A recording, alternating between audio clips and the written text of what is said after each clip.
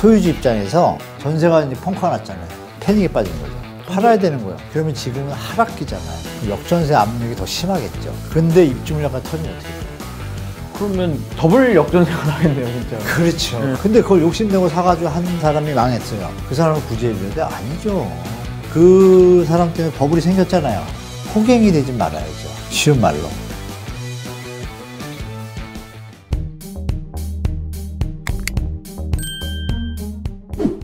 안녕하세요. 브릿지 조성준입니다. 네, 오늘은 날카로운 경고로 많은 분들의 재산을 지켜주신 분이죠. 한문도 교수님 모셨습니다. 안녕하십니까? 안녕하세요.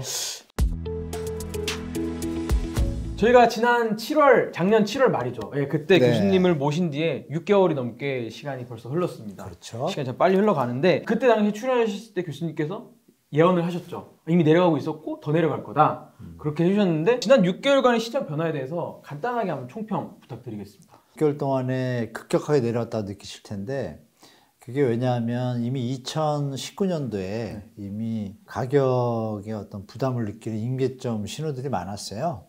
그래서 2019년부터 제가 말씀을 드린 거고 코로나가 터졌잖아요. 네. 근데 그건 아무도 예상치 못한 자산 가격의 상승과 버블을 키울 수밖에 없는 저금리 유동성이 시장에 펼쳐지니까 그것이 이제 투자처도 없고 또 자금은 있고 할 경우에 최적의 대상이 부동산이거든요. 그러다 보니까 또 몰렸습니다. 가시효까지. 저는 갭 투기라고 하는데 정확히는 갭 투자의 개념입니다.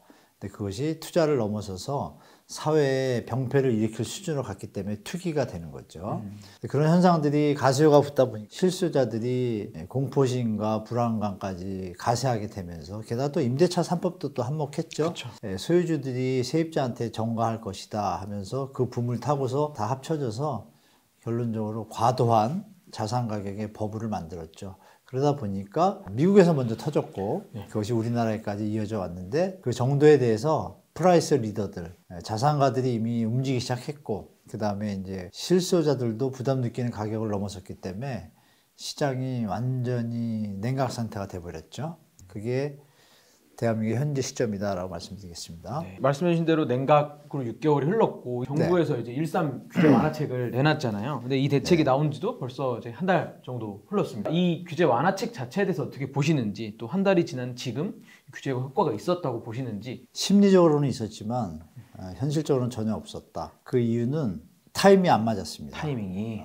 시장이 움직이려면 수요자가 움직여야 되잖아요. 가수요자들은 이미 매입을 한 상태였고 실수요자들이 추세적으로 매입에 들어가야 되는데 이미 가격이 임계점을 넘어선 단계입니다. 우리가 알겠지만 수요 공급에서 가격이 너무 높으면 수요는 자동으로 감소하잖아요. 그게 이미 시작되던 상황에서 금리 인상이라는 복병이 나타났고 지금 103 규제 완화가 던져진 이유가 연착륙 방지입니다. 경착륙을 방지하기 위한 연착륙 정책인데 투자자와 건설사 입장이겠죠. 그분들이 이제 회복 기미가 있다 스피커들이 많이 나오기 시작했는데 대세를 거스를 수 없다. 특히 적정 시점에 적정 가격이 되었을 때 그런 대책이 나오면 시장은 말씀대로 반등할 수 있습니다. 금리의 부담이 2배가 되면 주택가격에 대한 부담은 2배가 되는 거죠. 자기 소득에 이자를 100만 원 냈는데 200만 원을 내게 되는 상황이 된다면 그만큼 주택 수요의 감소가 일어나지 않습니까? 조정된 폭이 말씀드린 대로 일부 지역은 어느 정도 많이 조정이 됐어요. 근데 그 지역에 조정이 됐는데도 아직도 살아나지 못한 이유는 현 시점은 부동산의 문제가 아니라 경제의 침체 하락기 초입이잖아요. 그 수요자들이 과연 그러면 지금 그 주택 가격을 살 수 있느냐가 제일 중요합니다. 중위 소득 가구가 중위 가격의 주택을 매입할 때 부담하는 이자와 원리금의 비중입니다. 그게 52%가 나왔어요. 그러면 버는 돈의 52%를 내고 주택을 살 사람들은 거의 없습니다. 서울의 평균 가격이 지금 9억대인데 아직도 8억 정도 내려왔어도 얼마 전 가계복지조사에 나왔죠. 우리 평균 개념으로 들어가면 자산이 4억 9천 정도 돼요. 4억 9천에서 2억 3억 정도가 보증금의 개념이고 자기 자산이나 나머지가 뭐 금융 어떤 예금이나 이런 것도 되어 있는데 대출 받으려면 5억에서 6억 받아야 되잖아요. 10억이라고 그러면 6억에 대한 이자를 현재 기준으로 계산해 보세요. 그럼 200만 원을 내야 되는데 350 받는 사람이 200만 원 내면 최저생활 수준도 안 됩니다. 그러니까 52% 그러니까 집을 못 사는 거예요. 52%보다 더 높네요. 실질적으로는. 그렇죠. 그러니까 이 규제 완화하고 뭐고 수요가 따라붙지 못하는 겁니다. 그래서 이번에 103 대책은 충분히 내려왔을 때 정책이 나왔다라면 효과가 좋았겠죠. MB 정부 때처럼. 네네네. 그런데 조정이 아직 완전히 안 된 상태에서 나왔는데 또 여전히 주택을 매입할 여력이 있는 유효 수요자는 드물다, 제한적이다. 그래서 현재 쉽게 못 살아나고 있다라고 저는 보고 있습니다. 매물 소화도라는 얘기를 해주셨던 걸로 제가 기억을 해요. 좀 만들었죠. 예. 매물 소화도라는 얘기를 기사에서 다뤄본 적이 없는 것 같아요. 네, 제가 처음 썼습니다. 저희가 회복이라는 얘기를 할 때 최근 사라진 매물에 대해서 매물이 사라졌고 매물을 주인들이 가격을 올리려고 한다. 네. 이거를 어떤 시장의 어떤 반등이다, 회복이다 이렇게 얘기하는 사람들이 있어요. 네. 근데 이제 거짓말이죠. 그러니까 그때 얘기 꺼내주신 게 매물 소화도라는 얘기를 해주셨어요. 이게 어떤 개념인지 맞아요. 예. 그리고 이게 시장에서 이걸 어떻게 활용할 수 있는지. 매물 소화도가 낮기 때문에 이거는 못 살아난다 그랬는데 매물 소화도를 제가 표현한 건 뭐냐. 그 매물이 100개가 있는데 50개가 줄었어요. 엄청 줄었죠. 50개가 줄었는데 거래가 하나예요. 2.5%죠? 네. 거래가 2.5%면 나머지 물건이 몇 개죠? 49개가 남아있죠. 네. 그러면 수요와 공급 이론 다 아시잖아요. 그럼 어떻게 돼요, 가격이? 내려가겠죠. 그러니까 100개 있을 때나 50개 있을 때나 무슨 차이가 있겠습니까? 그래서 매물 소화도가 중요하다. 만약에 매물 소화도가 50이었어요. 50%. 네. 50%인데 100개에서 50개가 줄면 어떻게 돼요? 다 팔리잖아요. 물건이 없으니까 어떻게 돼요? 올라가겠죠. 그렇죠. 그러니까 매물 소화도가 최소한 3, 40%는 돼야 뭐가 시장이 움직인다고 볼 수 있잖아요. 지금 0.7에서 2.5% 사이입니다. 그 다음에 눈에 띄는 게 강남에 대한 경고를 해주셨어요. 네. 올해 강남이 위험하다. 근데 저희가 궁금해졌던 게 사실 저희 지금 부동산 하락기가 사실 이번에만 있는 게 아니잖아요. 이명박 정권 때도 네. 부동산 하락기가 있었고 그 이후에 이제 그렇죠. 박근혜 정권 때까지도 이어졌죠. 네네. 그때는 강남권은 좀 방어를 했던 것 같아요. 회복까지 했었죠. 예. 그때. 근데 이제 교수님께서 이번에는 다르다. 이번에는 올해 강남권까지도 위험해서 장기적으로 더 하락까지 이어지는 결과로 갈 것이다. 네. 라고 말씀해 주셨는데 왜 강남권이 하락을 할 것인지 그리고 이게 시장에 어떤 영향을 줄 것인지까지도 말씀해 주시죠. 사례로 말씀드리면 아실 겁니다. 네. 개포동의 개포자의 프레지던스라고 2월에 이번에 입주하는 게 있어요. 네. 아파트가 한 3,000세대, 6세대 되는데 작년 12월에부터 이제 입주가 2월이니까 2, 3개월 전부터 이제 사람들이 볼 수가 있거든요. 신축이잖아요. 네. 개포동이고 또 너무 잘 지었고. 근데 그때 전세 가격 호가가 13억이었습니다. 근데 1월 중순이 되면서 한 7억, 8억이 되더니 반토막이네. 1월 말로 되면서 6억이 됩니다. 심하면 저층 같은 경우에는 5억 후반대가 나온 거예요. 그러면 정말 상전벽해죠. 정말 급변하잖아요. 네. 시장이. 급변하는 이유는 뭘까요, 여러분? 거길 들어올 사람이 없는 겁니다. 간단해요. 그렇죠. 수요가 없는 거예요. 근데 그 수요가 왜 없죠? 13억의 전세를 들어올 수요가 없다는 얘기는 예전에 전세 대출을 받으면 네. 금리가 2%였어요.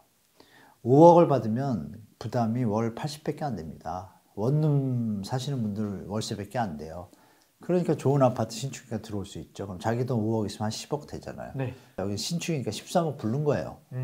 부른데 지금 금리가 어때요? 높잖아요. 높죠. 높으니까 5억이면 어떻게 돼요? 5%면 250, 200만 원 내야 돼요. 부담되는 수준인 거예요, 그 값이. 그러니까 안 들어다 보니까 원래 있던 아파트에서 나와야 될 거 아니에요. 네. 원래 있던 아파트도 역전세난이 나서 보증금을 1억, 2억 돌려받는 상황이에요. 강남이 지금. 많은 데는 3, 4억이고. 네. 주인은 못 나가게 붙잡을 거고.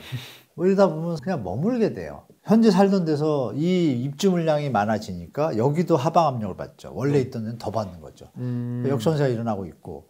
그럼 개포 프레지던스가 이렇게 낮춰지면 어떤 일이 벌어져요? 소유주 입장에서 전세를 마치고 나머지 잔금을 넣어서 집을 가지고 있어야 되는데 전세가 이제 펑크가 났잖아요. 패닉에 빠지는 거죠. 팔아야 되는 거예요. 던져야죠. 그래서 실제로 물건이 나오기 시작하고 가격이 내려갑니다. 그러니까 이런 현상이 그럼 여기만 끝나면 다행인데 2월이 지금 됐는데 아직도 소화가 안 된 게 얼마 전까지 제가 알기로는 물건이 1,000개가 있어요.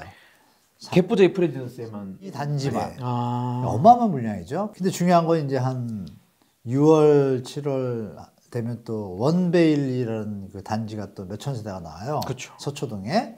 그럼 거기도 비슷하겠죠? 뭐 여기도 그런데. 그렇죠. 강남구 서초구. 근데 그 와중에 두 개를 합치면 한 6천, 7천 개 되는데 그 와중에 다른 데 큰 게 한 두 개 있어요. 그래서 한 12,000개가 들어와요. 대단지만.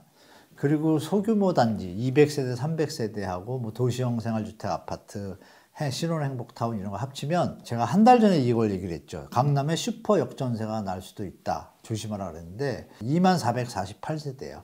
강남 4구에만 입주하는 물량이 2만이면 엄청난 숫자입니다. 2008년 금융위기 때 지나고 나서 엘리트, 엘스 리센츠, 트리지움 이 엘리트 세 단지가 합쳐서 15,000세대인데 텀을 두고 들어왔는데 그때 전세 가격이 폭락을 했고요. 부동산 상승기였던 2018년, 19년 그때 헬리오시티가 입주했잖아요. 그렇죠. 예. 그때도 그 단지 일대는 역전세가 났습니다. 지금은 하락기잖아요. 그럼 역전세 압력이 더 심하겠죠. 그 이미 지금 입주 물량이 포함이 안 됐는데도 역전세가 나고 그렇죠. 있는데. 제 말이 예. 그거죠. 근데 입주 물량까지 터지면 어떻게 돼요? 그러면 더블 역전세가 나겠네요, 진짜로. 그렇죠. 그래서 강남이 그러면 전세 가격은 항상 매매 가격이 선행 지표거든요. 전세 가격이 오르면 매매 가격도 추세적으로 따라가고 내려가면 따라 내려가요. 그러면 강남의 조정이 그래서 있을 것이다 라고 말씀드린 겁니다. 예. 궁금한 네. 게 이 강남 특히 원베일리 같은 경우나 이 개포 프레지던스 자이도 그럴 거고 네. 중도금 대출을 받을 수 있는 15억 아파트 넘는 아파트였고 그러면 그걸 구입할 수 있을 때 일반적으로 생각했을 때 현금을 들고 가서 네. 구입을 하는 사람들이잖아요. 네. 근데 그 사람들조차도 사실상 실질적으로는 그 15억 그 분양가 그 대출을 받기 어려운 걸 사게 되면은 현금 부자들이 사는 거 아닌가? 이 생각을 했던 거죠. 여러분 이 팩터 말씀드리면 이해되실 거예요. 봐요. 현금 부자 지금 많이 있어요. 네. 현금 부자들이 저 집이 5억짜리인데 10억짜리인데 지금 막 내려서 한 7억이 됐어요. 네. 근데 그분 입장에서 이거 이왕이면 5억에 사는 게 낫겠죠. 그렇죠. 근데 지금 추세가 어때요? 느낌이? 더 내려갈 것 5억이 같죠. 될 것 같아요. 네. 현금 자산가들도 규제 완화를 했음에도 아직 완전히 붙지 않은 거예요. 시장은 현금 줍줍 멤버들로 다 채울 수 없다. 움직일 수 없다는 얘기죠. 일부는 그렇게 움직일 수 있어요. 지금처럼 경제 상황이 바뀌고 금융 상황이 바뀌면 상황은 녹록지 않다. 그래서 이번엔 다르다. 예전과 같지 않다라고 제가 말씀드린 겁니다. 아직도 조금 실제 수요자분들한테는 부담스러운 가격이다라고 볼 수 있을 것 같은데 20% 30% 떨어져서 2020년 어떤 심한 것들은 더 2019년까지도 가격이 돌아갔는데 네. 주택 매입을 진짜 고려하시는 분들이 있을 거 아니에요. 그러면은 어느 시점이 적절할지 아직도 가격이 좀 그분한테 부담스러울지 궁금합니다. 집을 사고 싶은 분들은 부류를 좀 나눠봐야 됩니다. 우리가 일반화 시켜가지고 하나로 통일하면 혼동이 와요. 네. 첫 번째, 자산이 어느 정도 축적된 무주택자. 다주택자보다 자산이 더 많은 경우가 많습니다. 예를 들어서 5억짜리 집 5개를 샀어요. 네. 1억짜리 갭 투자를 해서 4억 전세 끼고 예전에 전세값이 높았으니까 그 사람 자산이 얼마예요? 5억이잖아요. 네. 근데 7억짜리 무주택자가 있어요. 자산은 7억을 모았어. 그 집으로 아파트를 못 샀잖아요. 네. 그럼 이 사람은 25억짜리 자산 가지만 가지고 있는 돈은 5억이고 이분은 무주택자인데 7억이에요. 더 부자예요, 사실은. 그죠? 지금처럼 전세가 빠지면 이분은 5억을 대출을 받아서 메꿔야 되죠. 네. 25억 자산가는. 그리고 이분은 전혀 문제 없죠. 이분은 은행에 돈 두고 이자 받고 있죠. 네. 자산가라는 개념을 여러분들이 잘 파악해야 됩니다. 실제 자기 돈이 얼마인지가 되게 중요하죠.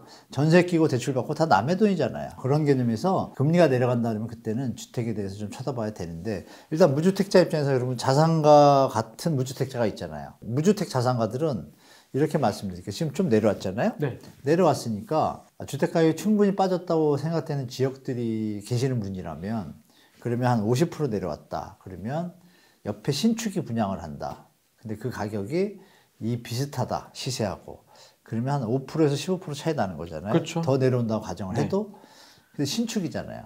그럼 당연히 5% 15% 비싸잖아요. 그러면 이거는 분양을 받아도 큰 무리가 없겠죠. 왜?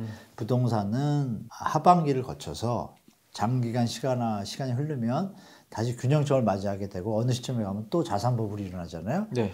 그러니까 평균적으로 보면은 5% 10% 범위 내에서 주택을 사는 것은 괜찮다고 보는 거예요, 제가 볼 때. 그러니까 자산 무주택자들은. 그러니까 언제든지 본인이 집을 사야 할 때 주택 가격이 충분히 빠졌다고 되면 그냥 사시면 되는 거고. 네. 그리고 자산가라고 할 수 없는 진짜 한 2, 3억 그동안 열심히 모아서 월급 생활 하셔가지고 차곡차곡 딴 데 안서 모으신 분도 계산을 해보시면 연봉 6천이면 나누면 200씩 2천이면 2천 모아서 1억이 5년 걸리는 거예요. 네, 1억이 5년. 이게 되게 무서운 겁니다, 여러분. 그러면 10년이 걸려야 겨우 2억 모읍니다.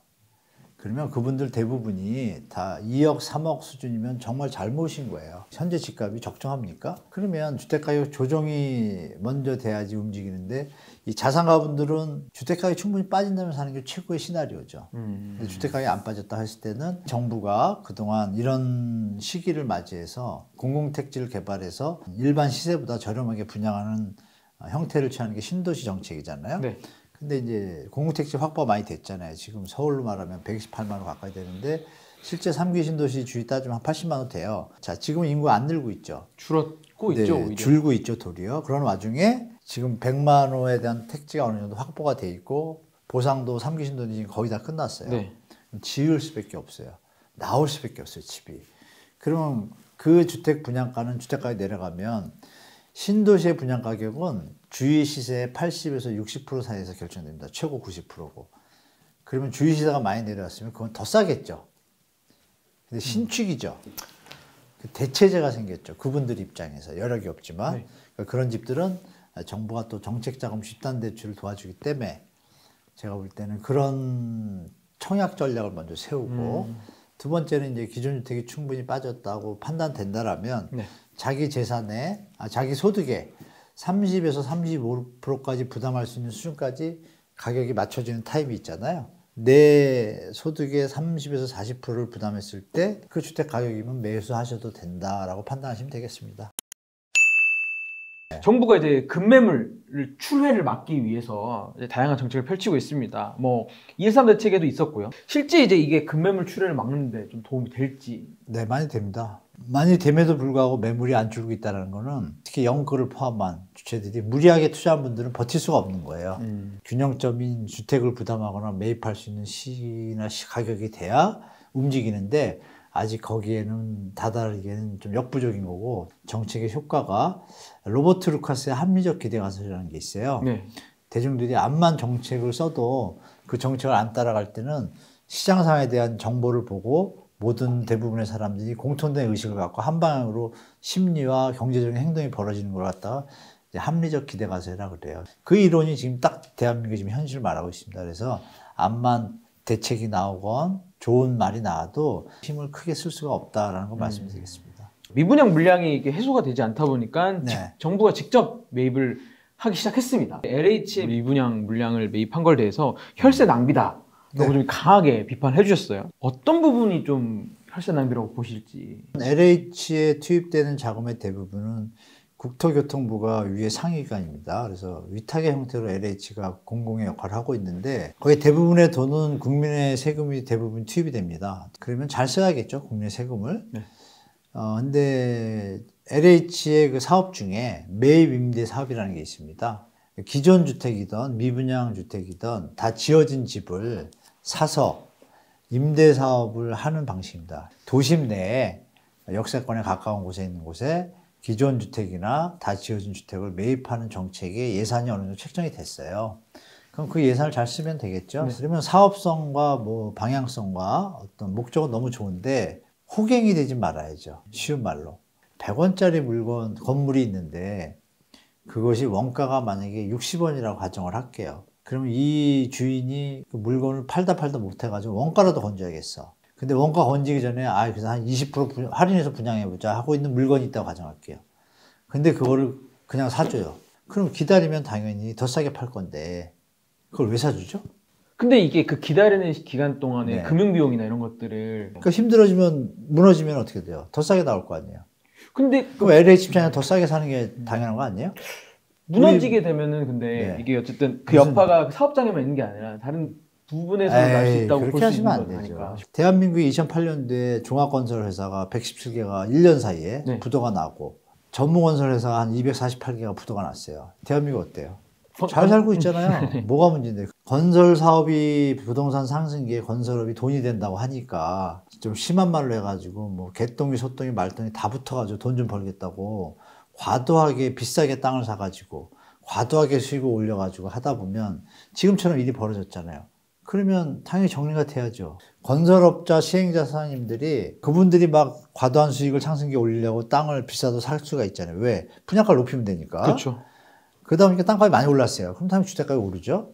그러다 보니까 건설 시행자분들이 작년, 재작년부터 벌써 아우 사업할 살 땅이 없다는 거예요. 너무 비싸서. 주택가에 오르니까 땅값을 너무 올리니까 그 땅값으로 그 집을 사가지고 또 분양가를 높이기에는 부담된 거예요. 분양이 안 될 것 같으니까. 안 될 것 같으니까. 근데 그걸 욕심내고 사가지고 한 사람이 망했어요. 그 사람을 구제해줘야 돼? 아니죠. 그러면 그 사람 때문에 버블이 생겼잖아요. 지금 수요자들은 안 사고 있는데 이게 정리가 되면 어떻게 돼요? 땅값이 싸지겠죠. 주택가격이 내려오겠죠. 그때 수요자들이 움직일 수 있는 시간이 균형점에 오죠.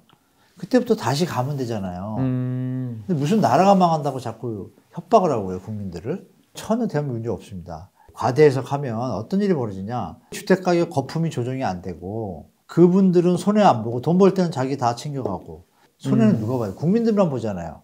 건설회사가 많이 없어지고 치킨게임이 되고 정리가 돼가지고 다시 안정적인 균형시장이 되면 국가경제에 도움이 돼요. 망하지도 않은 현장이 유동성 부족으로 망하는 건 국가경제에 도움이 안 되잖아요. 그 부분에서 추경호 장관도 얘기를 한 거예요. 뭐라고? 우량 현장에 대해서. 우량 현장이라는 의미는 뭐예요? 누가 봐도 이거는 좋은 자리고 제가 받을 수 있는데 시장이 너무 안 좋아서 지금 안 팔리고 있을 뿐이지. 그래서 추경호 장관도 우량 현장에 대해서 지원을 하겠다는 의미가 그 뜻입니다. 당국에서 도저히 이렇게까지는 안 돼? 그럼 우린 이 카드밖에 낼 수 없어. 이걸로는 반등할 수 있어. 약간 이렇게 하는 카드가 남아있는 게 있을까요? 경착륙을 막기 위한 반등이어야지 정상적인 반등이죠. 그래야 안전하게 국가 경제가 유지가 될 텐데 그 반등이 마치 다주택자나 건설사를 위한 반등이면 이건 문제가 크겠죠? 현재까지 던진 정책은 일반 실수요자나 무주택자들한테 비판을 받고 있습니다. 그분들에 대한 혜택은 지원은 거의 없고 이렇게 비싼 미친 집값에 대한 떠받치기의 어떤 느낌이 거의 강력하게 들거든요. 실수한 것은 같이 좀 던졌으면 좋았을 것 같아요.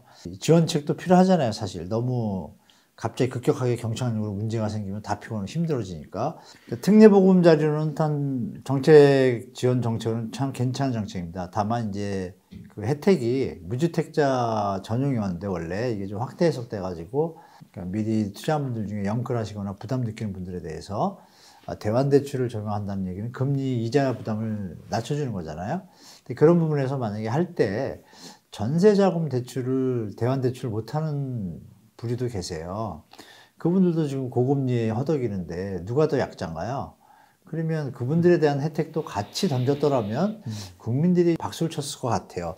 그런 균형 감각이 부족했던 건 분명하고 거기다 임대인이 임차보증금을 돌려줄 능력이 없는데 그것도 빌려서 낼 수 있게 그 국가의 자금을 지원해주는 역할도 하잖아요. 임대인이 돈을 벌면 자기가 수취하게 되고 돈을 못 벌고 힘든데 나라가 도와줘요? 약자도 아니고. 그러면 임대인이 그 집을 버티지 못할 때 어떤 일이 벌어져요? 저렴하게 팔면 균형점에 갈 수 있는 자연적인 어떤 경제주체 행위를 유도를 해야지.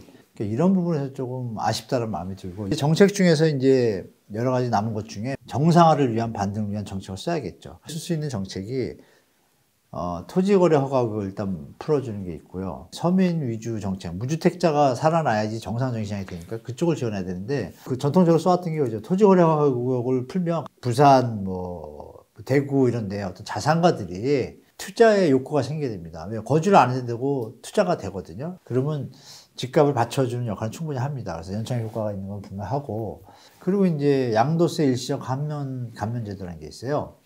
이건 이제 미분양 주택에 대한 겁니다, 주로. 미분양 주택이 많이 늘어날수록 건설사가 힘들어지면 대출해준 금융기관들이 또 부실이 오면 사실 경제에 도움은 안 되잖아요. 네. 이게 확산되면 문제가 되겠죠. 그걸 막기 위해서 이제 미분양 주택에 대해서 매입할 경우에 그동안 매번 써왔던 거예요. 이건 위기 때마다 정부가 미분양 주택을 매입하는 자산가들에 대해서 자산가를 포함 1주택자까지 포함돼요. 양도세를 앞으로 안 받겠다. 2주택에 대해서 팔 때. 그럼 세금 부담이 없잖아요. 그쵸. 근데 주택가가 많이 내려온 상태잖아요.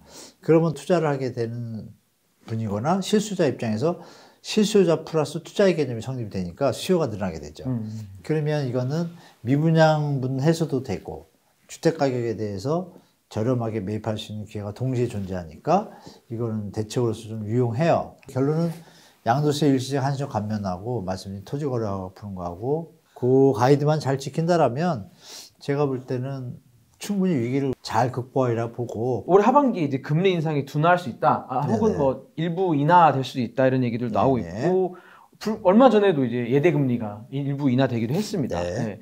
교수님이 보시기에 금리 인하 될까요? 금리 언젠간 되겠죠. 시점이 중요합니다. 그러니까 올해 될 것이냐 말 것이냐, 내년이냐 늦더라도 이걸 우리가 봐야 되는데 관심이 제일 많죠. 올해 될 것이냐 말 것이냐. 네네. 네. 근데 올해 되기는 쉽지 않다고 봅니다. 저는 일단 통화량 증가한 것만큼 물가가 지금 안 올랐어요.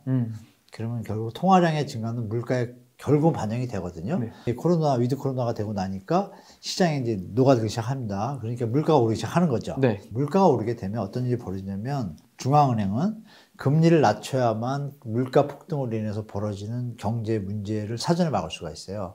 그러면 물가가 2%가 목표인데 지금 6.5% 저번 달에 찍었죠? 급격하게 갑자기 물가가 6%에서 2% 내려오려면은 사람이 반 이상 없어진다거나 그래서 수요가 없어지지 않는 한은 쉽지 않은 일이잖아요. 그렇죠. 물가가 오를 때는 무조건은 금리 인상을 해서 물가를 잡는 게 1번 목표예요. 그래서 중앙은행의 첫 번째 목표가 물가 안정입니다. 그래서 파월 장관께서 계속 말씀하시는 건데 근데 파월 장관의 워딩에 내용이 들어있어요. 결론은 뭐예요? 물가가 잡히면 금리는 내리지 말라 그래도 내리겠죠. 그 답은 물가가 내려갈 것이냐 안 내려갈 것이냐가 답입니다. 그럼 물가가 내려가냐 안 내려가냐의 어떤 근본은 어디냐? 사람들이 계속 돈을 많이 쓰면 물가가 내려가요? 안 내려가겠죠? 지금 6.5% 내려왔잖아요. 다음 달에 5%, 4% 이렇게 됐을 때 아직도 돈이 남아있어요. 쉽게 안 가라앉잖아요. 물가를 못 내리면 금리는 못 내리죠. 물가가 막 올라가면 어떤 일이 벌어져요? 나중에 방치했다. 물가가 터지면 경제위기가 한번 오겠죠. 오게 되면 빚잔치가 벌어지는 겁니다. 그때 위기가 오면 어떻게 돼요? 완전 난리가 나니까 이자 못 받는 사람 다 파산하니까 경기 시스템이 깨져요. 그때는 급격하게 금리를 낮춰야 되는 거예요. 왜? 다 망하니까. 빚진 사람들은. 그래서 금리를 급하게 내릴 수가 있습니다. 그때 경제 위기가 오지 않는 한은 당분간 급하게 뭐 2% 내려갈 일은 없다. 미국의 고용과 물가 출발해서 금리가 이어지고 그게 우리나라의 금리로 이어지고 환율로 이어지고 이게 결국 우리 수출의 무역 적자나 흑자를 결정하는 시스템 고리가 되잖아요. 결론 다시 돌아가서 미국의 물가와 고용 상태를 잘 체크하시면 금리가 인하될지 인상될지 여러분 다 아실 수 있습니다. 감안하셔가지고 시장에 올 한 해는 제 생각에 보수적으로 좀 관망하면서 보내는 것이 더 합리적이지 않을까라고 좀 말씀드려 봅니다. 유주택자분들도 있을 거고 네. 무주택자분들도 있을 거고 저희 채널을 보시는 분들께 네. 이분들께 한마디 짧게 부탁드리겠습니다. 제가 좀 시장에 대해서 부정적으로 얘기해서 좀 우리 머니투데이 시청자분들 중에서 좀 안티도 계실 텐데 제가 직시하시라고 제 딴에 제 아는 걸 말씀드린 겁니다. 뭐 승자 패자 이런 개념 지우시고 이 정부 정책 당국과 뭐 미국의 어떤 뭐 시나리오 있잖아요. 이런 것들 때문에 우리 대한민국 국민들이 유주택자 뭐 영클하신 분들 또 무주택자 할 것 없이 다 고통을 겪었어요 지금. 교통을 안 겪은 분들은 딱 일부죠. 저렴할 때 매입하셔가지고 영끌 시절에 파신 분들이잖아요. 그거 몇 프로나 되겠습니까? 그래서 제가 드릴 수 있는 말씀은 정상적인 가격이 됐을 때도 주택시장은 움직이거든요. 전쟁이 나도 다운 거래가 되고요. 정상적인 시장. 그러니까 내재 평가하고 개발 평가하고 이래서 투자할 수 있는 길이 많습니다. 그래서 그런 형태로 대한민국 부동산 시장이 건전하게 바뀌었으면 좋겠고 힘드신 분도 힘내시고 또 무주택자 분들도 또 너무 무리하게 이렇게 뭐 절대 투자하지 마시고 내 집 마련 슬기롭게 잘 해나갔으면 좋겠습니다. 네, 알겠습니다.